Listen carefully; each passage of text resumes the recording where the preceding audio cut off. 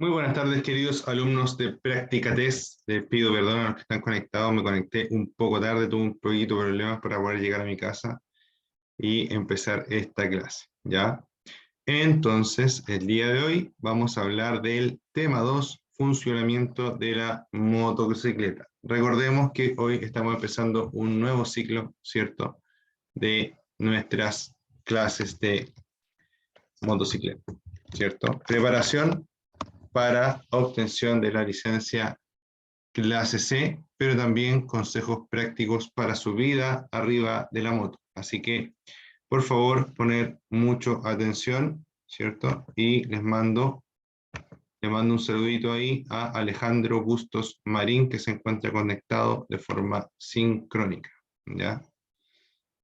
Veamos, dice, en esta unidad aprenderemos a conocer el funcionamiento de una motocicleta en su interior, hablando del motor, el chasis y el resto de sistemas que la hacen funcionar. También trataremos cómo realizar un buen mantenimiento de ruedas, neumáticos, frenos y espejos, cómo las fuerzas físicas inciden a la hora de manejar una motocicleta. Índice de contenido, dice. Ya, vamos a ir para abajo. Vamos a empezar hablando de el chasis, ¿ya? El chasis es una estructura normalmente fabricada en acero o en materiales de alta resistencia, como por ejemplo carbono, ¿cierto? O aluminio. Dice, el chasis o bastidor de la motocicleta es como el esqueleto del vehículo, ¿ya? Recordemos que todos los vehículos tienen chasis y en el fondo la pieza principal del vehículo es el chasis, ¿ya? Muchos vehículos pueden separar su chasis de su carrocería, por ejemplo, ¿ya? Y otros, el chasis y la carrocería son uno solo. En este caso, nosotros vamos a hablar de los chasis de las motocicletas. ¿Qué es el chasis? Es una estructura, ¿cierto?, que permite alojar el motor, las ruedas, el volante, el estanque, el asiento, etc. ¿Ya? Dice acá que es como el esqueleto del vehículo, es donde se instalan la mayoría de los elementos. Los más importantes son la horquilla delantera y el brazo basculante. ¿Qué es la horquilla? La horquilla son estos dos fierros, por decirlo así, vamos a decir que son dos fierros, de forma súper genérica, ¿cierto?, que permiten la sujeción de la rueda delantera también y donde se incluye también la amortiguación. Dice, la horquilla va puesta al chasis por el cabezal de dirección a través de rodamientos o cojines. Habitualmente la horquilla delantera posee amortiguadores telescópicos, mientras que la suspensión se realiza gracias a la acción de un resorte de tipo tornillo o espiral, ¿ya? Luego tenemos el brazo basculante, que permite la unión del chasis con la rueda trasera, ¿ya? Basculante se llama porque bascula, porque se mueve, ¿cierto?, para permitir que la rueda trasera también tenga movimiento y tenga suspensión y amortiguación de impacto, ¿ya? Entonces dice que mantiene la rueda y la suspensión trasera. Dice, esta suspensión consta por lo general de resortes en espiral y amortiguadores telescópicos. Trabajan generalmente con aceite.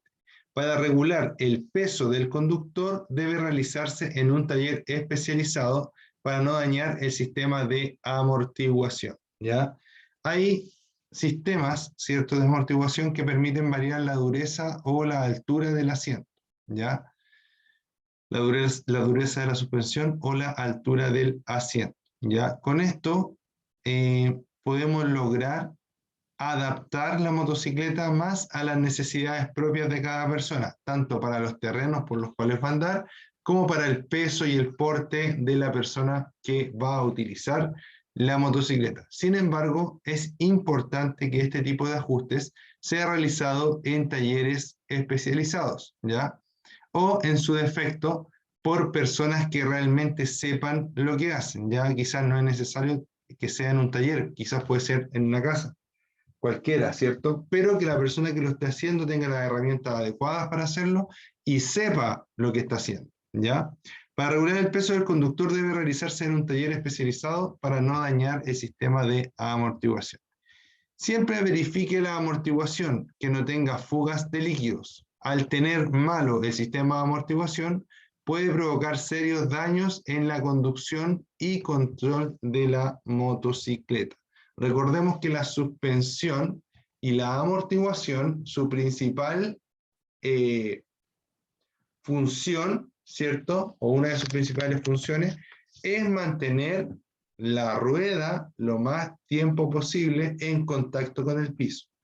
Porque si la rueda pierde el contacto con el piso, ¿cierto? Vamos a perder la estabilidad porque podría moverse, ¿cierto? En una dirección no deseada, provocando así la caída del piloto o del rider, ¿cierto? Que va sobre la motocicleta. Entonces, lo que tenemos acá es la representación de un chasis, ¿ya?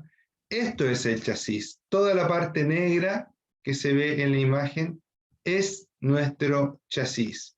Aquí entonces iría montada la suspensión delantera, ¿cierto?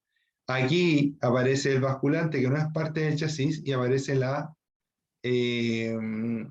amortiguación o suspensión trasera. ¿Ya? La parte negra, en estricto rigor, es el chasis, normalmente construido de acero. ¿Ya?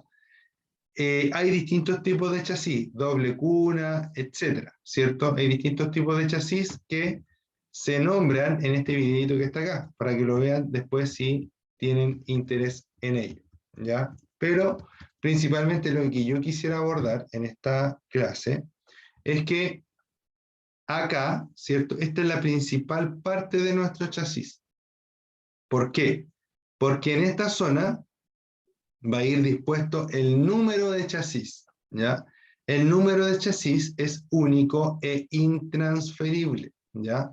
Si yo tengo acá un número de chasis, ¿cierto? Debo preocuparme que ese número de chasis coincida con los documentos del vehículo. Debo preocuparme que ese número de chasis coincida con los documentos del vehículo.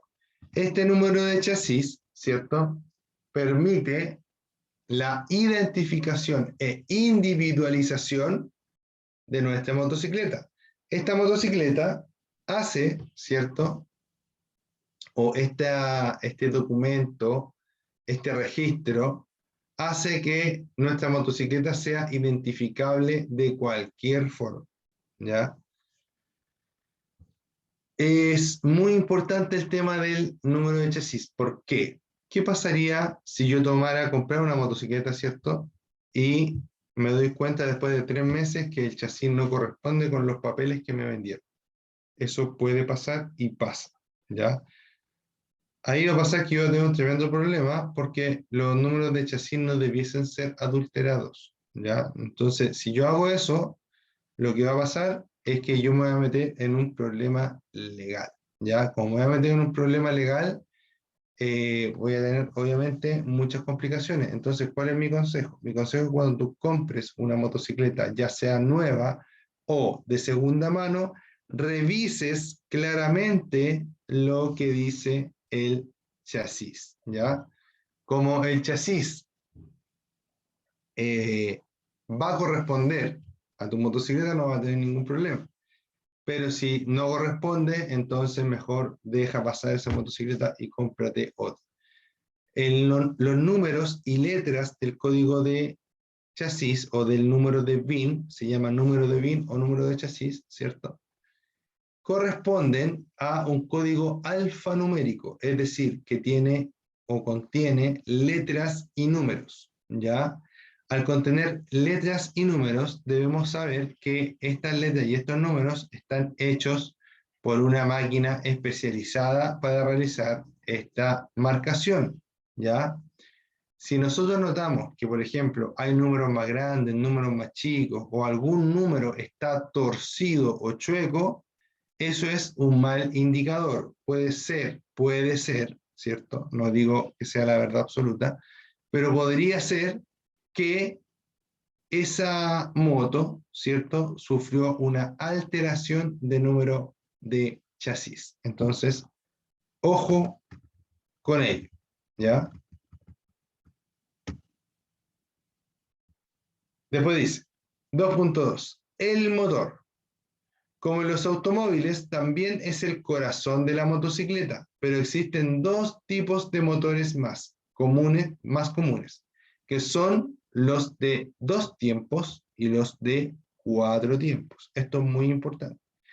Debemos entender que en la motocicleta, si bien es cierto, los motores más comunes son los de 2 tiempos y los de 4 tiempos, ¿cierto?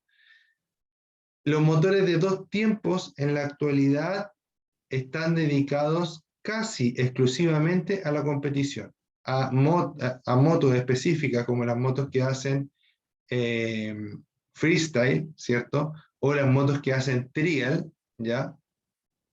Trial, no trail, que es distinto, ¿ya? Las motos que hacen trial también utilizan motores de 2 tiempos. Las motos que hacen freestyle utilizan motores de 2 tiempos porque necesitan motores que reaccionen muy rápido, ¿ya? Pero para la calle, en la actualidad, no sé si todavía se venderá alguna, pero hasta hace pocos años atrás, eran realmente muy poquitas las motos que quedaban, ¿cierto? De 2 tiempos. ¿Por qué? Porque las motos de 2 tiempos, o los motores de 2 tiempos, naturalmente, perdón, las motos de 2 tiempos naturalmente queman aceite, ¿ya? En cambio, las motos de 4 tiempos no queman aceite naturalmente, ¿ya? Al quemar aceite, las motos de 2 tiempos contaminan mucho más que las motos de 4 tiempos que no contaminan tanto como las anteriormente mencionadas, ¿ya? Luego de eso, les voy a decir por qué las motos de 2 tiempos y las motos de 4 tiempos se llaman así.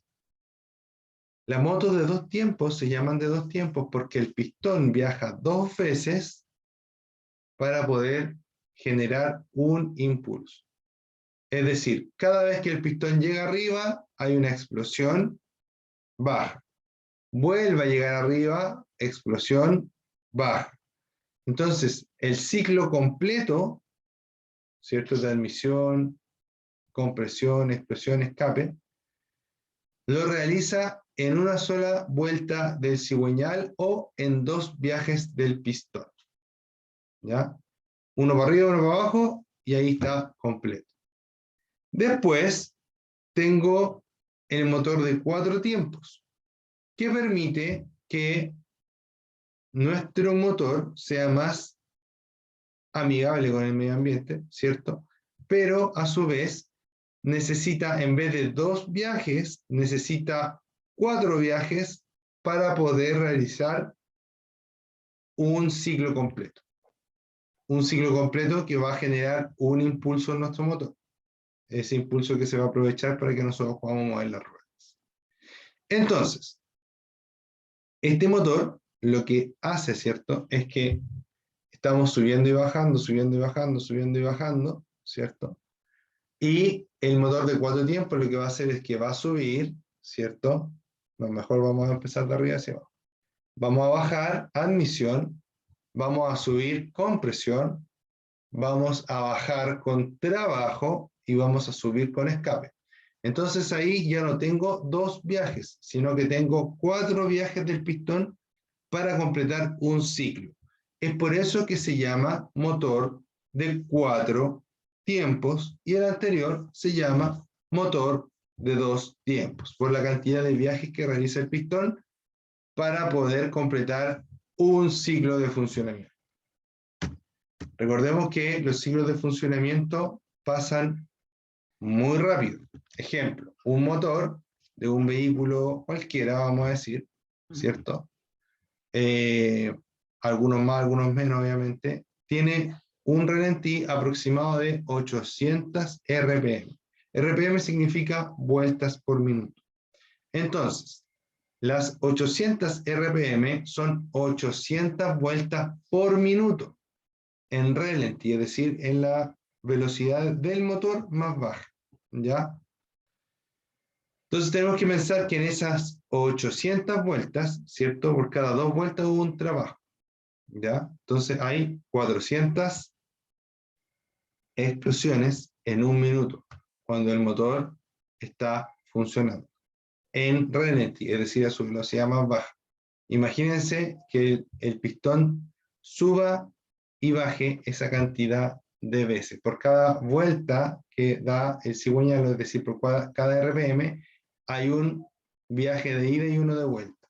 ¿Ya? Uno de ida, uno de vuelta, uno de ida, uno de vuelta. ¿Ya? Entonces, ¿cuántos viajes hace el pistón y con qué velocidad lo hace? Si nosotros pudiéramos mirar el pistón mientras está trabajando dentro del motor, prácticamente de lo rápido que se mueve, no se vería, ¿ya? O aparecería y aparecería en intervalos de tiempo debido a la rapidez, ¿cierto?, que se mueve. Entonces nosotros tenemos que pensar que para que el motor pueda funcionar con esas prestaciones, nosotros pues tenemos que darle el mejor escenario. Un buen aceite, un buen coolant, si es que el motor usa coolant, etcétera. Si es que el motor es refrigerado por aire, como en el caso del motor que estamos viendo en pantalla, que las aletas disipadoras estén bien limpias, que no estén con barro, etcétera, etcétera, etcétera. ¿Ya? Darle el mejor escenario al motor para que funcione el más tiempo posible y lo mejor posible. Entonces, por ejemplo, tenemos ahora, vamos a hablar de los motores que son refrigerados por agua y los motores que son refrigerados por aire, ¿ya? Son dos categorías, motores refrigerados por aire y motores refrigerados por líquido, o que es un líquido en base a agua. Ya no es agua, pero es en base a agua. ¿A dónde quiero llegar con esto? Hay personas que nos venden motos diciéndonos que son refrigeradas por aceite, ¿ya? Las motos que son refrigeradas por aceite, ¿ya? En realidad están siendo refrigeradas por aire, ¿ya? Si es que las metemos en uno de esos dos grupos. ¿Por qué? Porque la principal función del aceite es lubricar, ¿ya? No refrigerar.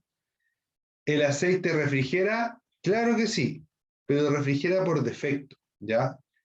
La principal función del aceite no es refrigerar, sino que es lubricar, ¿ya? Entonces, vamos a decir que tenemos dos grupos, las refrigeradas por líquido y las refrigeradas por aire. ¿Cómo discriminamos entre una moto por aire, que es refrigerada por aire, y una moto que es refrigerada por líquido? Muy fácil. Las motos que son refrigeradas por aire siempre van a tener este sistema de aletas disipadoras de calor en o alrededor de su motor, ¿ya? Siempre van a ser así, siempre van a tener aletas disipadoras de calor alrededor del motor. Y las motos que son refrigeradas por líquido van a tener unas paredes de motor lisas. Fíjense aquí, liso y liso, ¿ya? No tiene esta cantidad de disipadoras de calor alrededor de ella. Ven. Entonces, de esta forma, ¿cierto? Entonces, de esta forma, podemos saber qué motor es refrigerado por aire y qué motor es refrigerado por líquido, ¿cierto? Es muy importante que si ustedes tienen una moto refrigerada por líquido, utilicen el refrigerante recomendado por el fabricante, porque los refrigerantes tienen distintas composiciones y podrían no ser compatibles entre unos y otros o entre un sistema y otro. ¿A qué me refiero con esto? Puede ser que si yo junto dos refrigerantes de marcas distintas no sean compatibles y generen algún tipo de residuo, ¿ya? Y también puede ser que el refrigerante que yo le voy a echar al motor, ¿cierto? No sea compatible con el sistema del motor, con el tipo de aleación que tienen los metales, etc. ¿Ya? Es algo de lo que se habla poco, pero hay que tener mucho cuidado. Y más que cuidado, hay que seguir siempre el consejo de usar lo que nos indica el fabricante. No hay necesidad de cambiar, ¿cierto?, las mezclas o las características que indica el fabricante para el cuidado de nuestro motor. ¿Ya? Dice, En los motores de 4 tiempos tiene un sistema de lubricación. Ahora vamos a hablar del sistema de lubricación, ¿ya? En los motores de 4 tiempos tiene un sistema de lubricación independiente. Una bomba de aceite envía el aceite a presión a los diferentes puntos del motor para disminuir la fricción, refrigerar el motor y evitar el desgaste de las partes móviles del motor. Entonces, tenemos algo acá, ¿cierto? Vamos a explicar lo que es la fricción. Si yo pongo mis dos manos acá y empiezo a hacerlas así, ¿cierto? Yo empiezo a sentir calor y empiezo a sentir la fricción o el roce de una mano con otra, ¿ya? Eso se llama fricción. La fricción produce calor. La fricción se da porque aunque nosotros veamos cualquier superficie lisa, si la ponemos en un microscopio y la vemos, ¿cierto?, muy detenidamente, nos vamos a fijar que ninguna superficie es totalmente lisa, ¿ya? O por lo menos la superficie de los metales que son utilizados para la construcción de los motores, ¿ya? Entonces, al no ser lisa, van chocando las pequeñas diferencias que tienen las superficies, ¿ya? Y eso va produciendo desgaste. La idea del aceite es que rellene esas superficies, que rellene esas partes, ¿cierto? Y que pueda, ¿cierto?, circular suavemente o girar, por ejemplo, suavemente ambos elementos en una ambos elementos sin dañarse el uno al otro, sin provocar desgaste. Ahora, si ustedes me preguntan a mí, los motores todos se desgastan. Muy poquito, el desgaste por cada vuelta por el roce es realmente ínfimo. Se multiplica, claro, cuando el motor está recién partiendo, ¿ya? Por eso que no debemos partir y salir al tiro exigiendo al motor. No, ojalá partir, dejar calentar un rato, ¿cierto? Y después salir suavemente. En el tema de el aceite, ¿cierto? Es muy importante saber que existen dos cosas que debe tener el aceite para funcionar bien.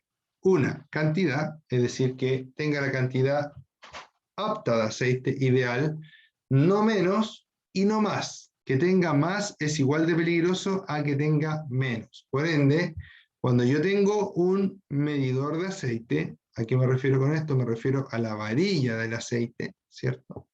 Cuando yo tengo un medidor de aceite, de varilla, tengo un máximo y un mínimo, ¿ya? Yo siempre recomiendo apuntar cuando estoy rellenando el aceite o cuando estoy cambiando aceite, ¿cierto?, apuntar a dejarlo en la mitad de la varilla, no en el máximo. Porque si yo apunto a dejarlo en la mitad de la varilla y me paso un poquito, no me voy a pasar del máximo.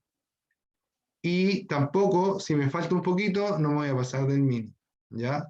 Entonces, sobre todo si es un vehículo que está en buenas condiciones, que no tiene pérdidas de aceite, que no quema aceite, siempre voy a recomendar que la varilla quede a mitad del recorrido, ojalá en nivel. ¿Por qué? Porque así tengo un margen para arriba y un margen para abajo para que el motor trabaje en condiciones óptimas. ¿Cuándo debo de revisar el nivel de aceite? Ojalá todos los días, ¿ya? Si no puedo todos los días, todas las semanas. Si no lo hago toda la semana, todos los meses. Pero en realidad, entre más cortos sean los intervalos de revisión de nivel de aceite, es mejor. ¿Ya? ¿Por qué? Porque va a tener más tiempo para poder prevenir algún tipo de problema. ¿Ya? Cuando tengo este tema de la lubricación, ¿cierto? Debo saber que aparte de la cantidad de aceite de la cual estábamos hablando recién, también necesito presión de aceite.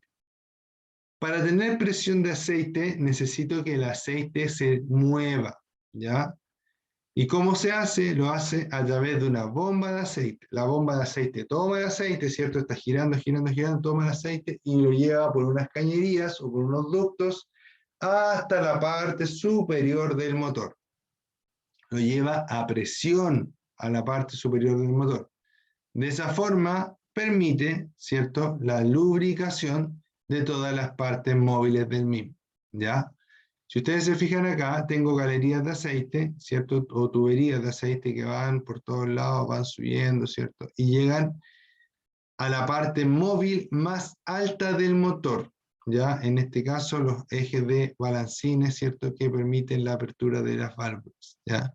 Entonces entra por ahí y de ahí, fíjense, acá cae por gravedad. Ahí está cayendo por unos orificios que tiene, ¿cierto? Que van conectados todas las piezas del motor a esos orificios y con esos orificios permitimos, ¿cierto? Que el aceite pueda retornar, ¿ya? Pero al principio el aceite sube con presión y va lubricando las piezas móviles del motor de adentro hacia afuera. ¿Ya? Ejemplo, yo tengo aquí dos superficies que se están rozando así, el aceite no entra por los lados, sino que hay una perforación, un orificio donde entra por ahí y empieza a salir hacia los lados. De esa forma logra una especie de flotación entre las piezas. ¿Ya? La idea del aceite es que ojalá las piezas flotaran en aceite y no se tocaran unas. Perdón, me levanté muy temprano hoy día, tengo poco de sueño, me dan bostezo, discúlpenme, ¿ya? Entonces, importante, ¿cierto? Que estas piezas puedan flotar en aceite y ojalá no tocarse unas con otras. Sistema eléctrico, dice. La batería. La energía eléctrica para las luces procede de la batería, ¿ya? Procede de la batería entre comillas, porque la batería debe ser alimentada por un magneto que traen las motos, que es muy parecido a un alternador, ¿cierto? Pero que está incluido directamente en la estructura del motor y que genera electricidad, genera flujo de electrones que cargan la batería y al cargar la batería puede ser de suministro para todo lo demás. No recomiendo para ningún vehículo sacar la batería con el vehículo en funcionamiento. ¿Por qué? Porque las baterías actúan como una especie de colchón. Y entre más electrónicos son los vehículos, más podríamos llegar a tener un problema por sacar la batería andando de un motor. ¿Ya?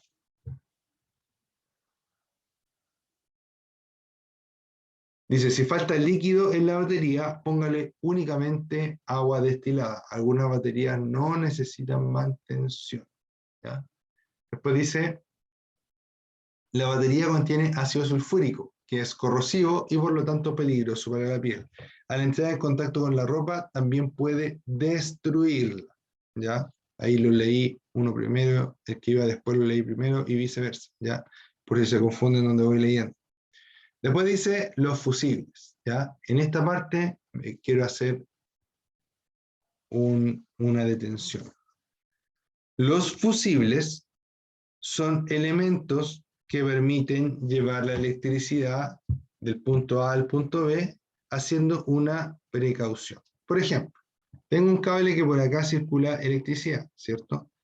Si ese cable sufre un cortocircuito, se anula la resistencia, pasa toda la corriente que puede pasar, el cable se empieza a calentar y luego de calentarse se quema, ¿ya? Lo que yo hago con un fusible, ¿cierto? Es que yo separo ese cable, lo corto y lo uno con un fusible de un lado al otro, ¿ya? Al unirlo con el fusible, va a pasar lo mismo, ¿cierto? Va a haber un cortocircuito, por ejemplo, los cables se van a calentar y el fusible también se va a calentar. La palabra fusible yo la relaciono con fundible, ¿ya? Es decir, que se funde, que se derrite. Como hay un puente, ¿cierto?, que está haciendo el fusible, cuando el fusible llega a cierta temperatura, ese puente se derrite y se cae, ¿ya? Haciendo que la electricidad deje de fluir. Al dejar de fluir la electricidad, obviamente se empieza a refrigerar, empieza a perder temperatura y a funcionar, obviamente, mucho mejor. Como empieza a funcionar mucho mejor, ¿cierto? O sea, en realidad no es que funcione mucho mejor, sino que lo protegió para que luego siga funcionando bien. ¿Por qué? Porque se cortó el fusible y al cortarse el fusible, ¿cierto? Al cortarse el fusible, lo que voy a lograr es que se interrumpa el paso de corriente y con ello deje de funcionar todo el sistema. ¿Ya? Ahora, ¿qué voy a hacer yo después? Voy a tomar otro fusible y lo voy a poner. Si el problema fue temporal, voy a poner el fusible nuevo y el sistema va a seguir funcionando tal como siempre. Si la falla no es temporal, sino que es permanente, yo voy a poner un fusible nuevo, ¡pum! Y se va a quemar al tiro. Después voy a poner otro fusible nuevo, ¡pum! Y se va a volver a quemar al tiro. Los fusibles van por números y colores. Por ejemplo, el número 10 es de color rojo, ¿ya? Y el 10 indica que ese fusible soporta 10 amperes, ¿ya? Si me paso de los 10 amperes, el fusible se corta, ¿ya? Y corta el suministro de energía. Ahora, recordemos que hablé yo de dos tipos de fallas con los fusibles. Unas fallas que son permanentes y unas fallas que son temporales. Les pongo dos ejemplos. Vamos en la moto, ¿cierto?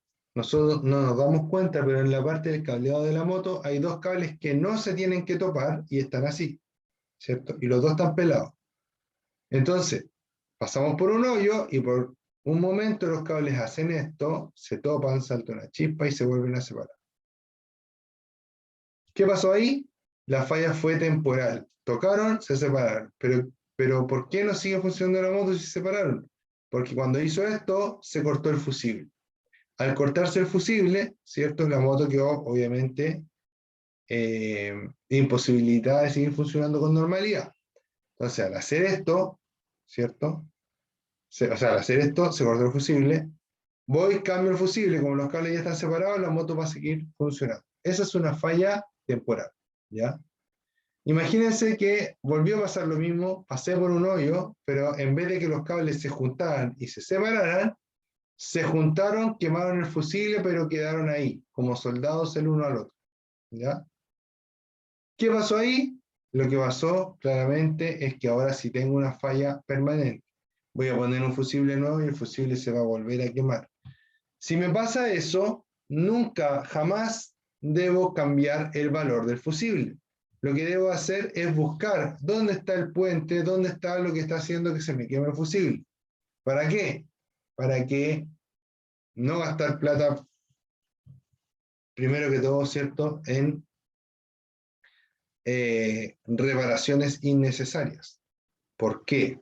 Porque si yo le pongo un fusible más grande, por ejemplo, o le pongo alambres de cobre, por ejemplo, para que resista y no se queme, no se corte y siga funcionando el vehículo, lo que estoy haciendo es que en vez de que se corte ese fusible que vale 100 pesos, se queme toda la línea del cable, que va a ser mucho más caro de comprar y mucho más caro de reemplazar. Hay muchos vehículos que quedan, ¿cierto?, de lado, no los puede arreglar nadie, por fallas eléctricas de ese tipo. Además de eso, recuerden que los cables, por lo general, van bien escondidos en los vehículos, también en las motos, ¿cierto? Y no es tan fácil desnudar un sistema de cables completo para poder realizar la gestión.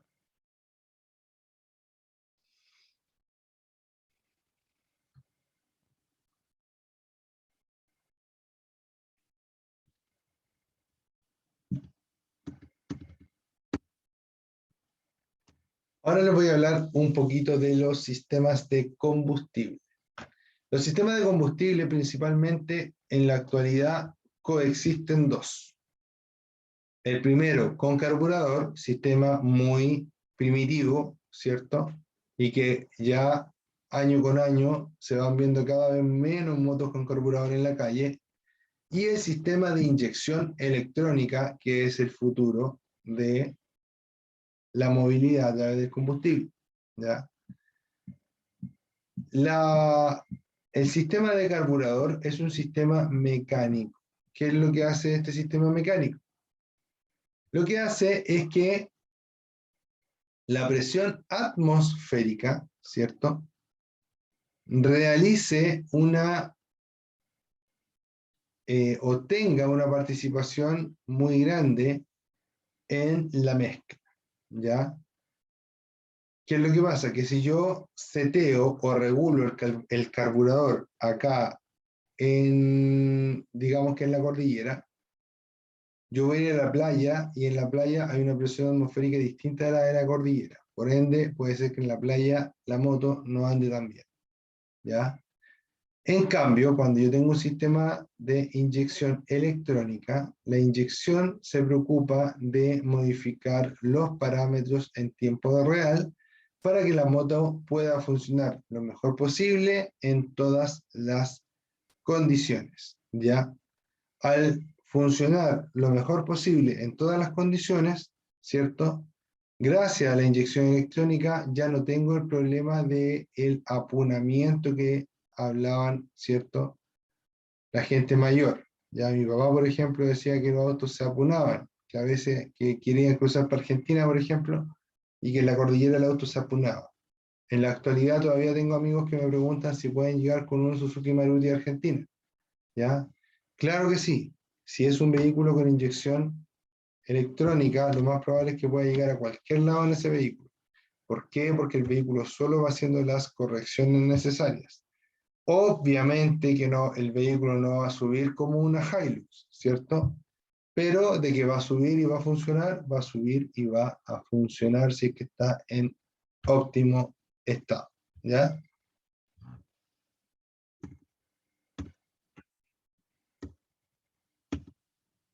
Voy a hablar un poquito de esta llave de paso de combustible, ¿ya? Esta llave de paso de combustible lo que hace es permitir que pase combustible desde el estanque hacia el carburador, ¿ya? ¿Qué hace esta llave? ¿O cuál es la gracia de esta llave? La gracia de esta llave es que normalmente tiene tres posiciones. Una que es on o encendido, ¿cierto? O que la llave está dada. La otra que es off, que la llave está cortada, ¿cierto? Y la otra que es reserva, ¿ya? Que permite entregar reserva de combustible al conductor. Sobre todo este consejo es para las motos carburadas que traen llave de paso, ¿ya? La llave de paso debe estar siempre en la posición on, ¿ya? Si la llave de paso se mantiene en la posición de reserva, lo que va a hacer la moto es que va a consumir absolutamente todo el combustible que tiene y no le va a avisar al conductor que le queda ya poco combustible o poca autonomía, ¿ya? ¿Qué pasa? Cuando tú pones la llave en la posición on, ¿cierto? O abierto, le vas a dar al motor combustible para que pueda quemar y pueda hacer funcionar el motor, ¿ya?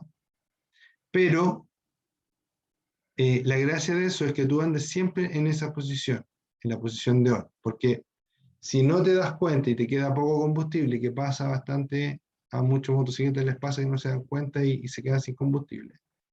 Si van andando y de repente se apaga la moto. Se tiran a la orilla, revisan el estanque y se ve seco. ¿Ya? No está seco, porque todavía queda la reserva. Entonces hay cambio de la posición on a la posición de reserva y empieza a caer una reserva de combustible hacia el motor. ¿Para qué? Para que en ese momento yo diga, ya, no me queda combustible, ya quedé en pana una vez, así que ahora voy a tomar la moto y me voy a ir directo a la bomba a poder repostar o a poder cargar combustible nuevamente, ¿ya? Para eso es la principal función de la llave de paso. Obviamente cuando no vaya a ocupar la moto, dejo la llave de paso cerrada para que no haya pérdida de combustible, ¿ya? Alumnos, eso por el día de hoy. Espero que les haya gustado, ¿cierto? Espero que les agradezco mucho que me hayan esperado un poquito para comenzar la clase. Y nos estamos viendo mañana en una nueva clase de practicatest.cl, el mejor sitio para prepararte para obtener tu licencia de conductor. Alejandro Bustos Marín, un abrazo, muchas gracias por estar acá. Nos vemos. Si tienen alguna duda o consulta, la pueden dejar directamente en nuestro WhatsApp y con gusto la atenderemos de forma oportuna, ¿ya? Nos vemos, cuídense mucho. Chao, chao.